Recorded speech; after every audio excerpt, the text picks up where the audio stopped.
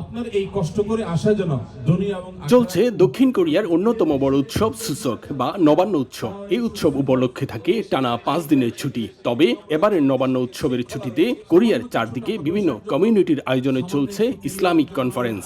আল্লাহ এই কোরিয়ার মাটিকে আপনি ইসলামের জন্য কবরে মঞ্জুর করবো না। আমি কোরিয়ায় ইসলামিক কনফারেন্সে যোগ দিয়েছেন বাংলাদেশের 2 ইসলামিক স্কলার শায়েখ আহমদুল্লাহ ও মিজানুর রহমান আজহারি। দেশটির পুচ্ছনছিটির দেজিন ইউনিভার্সিটির স্টেডিয়ামে অনুষ্ঠিত কনফারেন্সে ডক্টর মিজানুর রহমান আজহারির আগমন এবারই প্রথম। তাদের মুখে আলোচনা শুনে খুশি প্রবাসীরাও।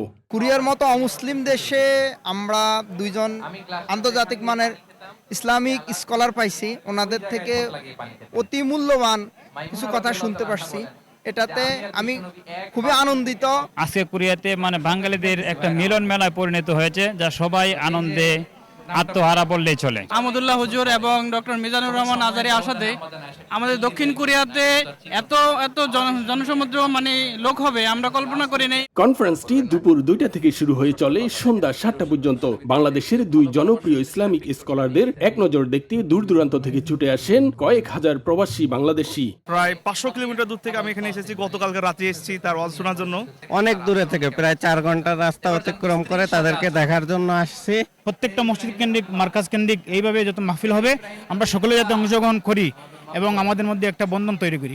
সঙ্গরি মসজিদের পক্ষ থেকে আয়োজিত দ্বিতীয় ইসলামিক কনফারেন্স এটি। অনুষ্ঠান পরিচালনা করেন সঙ্গরি মসজিদের ইমাম ও খতিব মোহাম্মদ ওমর ফারুক ও সৈয়দ তমাল। অনুষ্ঠানে সভাপতিত্ব করেন এম জামান সজল। এদিকে সূচকের বন্ধে গেল 2 দিন ব্যাপী ইসলামিক কর্মশালার আয়োজন করে কোরিয়া মুসলিম কমিউনিটি। হসাং বাইতুল ফালাহ মসজিদ অ্যান্ড ইসলামিক সেন্টারে অনুষ্ঠিত এই কর্মশালায় প্রধান অতিথি হিসেবে ছিলেন সাদিকুর রহমান আল আজহারি। দক্ষিণ কোরিয়া থেকে মোহাম্মদ হানিফ, সময় সংবাদ।